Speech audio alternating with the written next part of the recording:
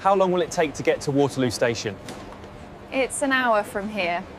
If he'd looked at Google Maps, he'd have seen that it was 55 minutes. So why did the employee tell him it was an hour? Well, because when you're talking about travel times, 55 minutes is very close to an hour, and an hour is just easier to think about than 55 minutes. Honestly, driving 80 miles to and from work every day is too tiring. Yeah. I need to find a job that's closer to home. That woman said that her round trip to work was 80 miles, but in actual fact, it was 82. So why didn't she just say 82? Same reason as in the last example. There's not much difference between 80 and 82, and in conversation it's just easier to round it off. The boy says that the helicopter is £20 because it's quicker and easier to say than £19.99. And when we're talking about that amount, 1 penny doesn't make any difference really. When we're rounding, we either round up or we round down. And to decide whether to round up or round down, we use one simple rule. And this is it. Look at the digit to the right of the place that we're rounding to. If it is 5 or more, round up. If it's 4 or less, round down. Let's make that rule clearer by using it to round some numbers to the nearest 10. Remember in that first video clip, the railway employee rounded 55 minutes to an hour. So 55 minutes rounded to 60 minutes. That's rounding to the nearest 10. And using the rounding rule, if the number to the right of the tens place is 5 or more, then we round up. So 55 becomes 60. And if we're talking about 60 minutes, we just say 1 hour. And then there was the clip where the lady spoke about 80 miles instead of the actual 82.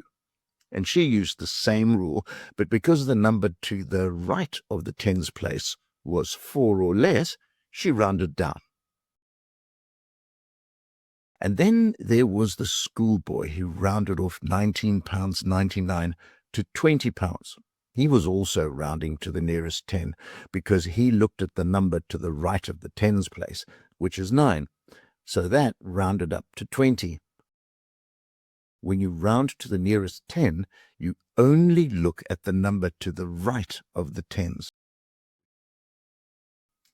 Now let's look at rounding to the nearest 100. The system stays exactly the same. Here's an example.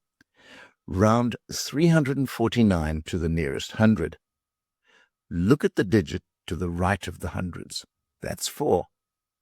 Remember, if that digit is 4 or less, then we round down. We pay no attention to the next digit. So 349 to the nearest 100 is 300. Here's another one, also in the 300s. The example is 372. And in this case, the digit to the right of the hundreds place is 5 or more. In fact, it's 7.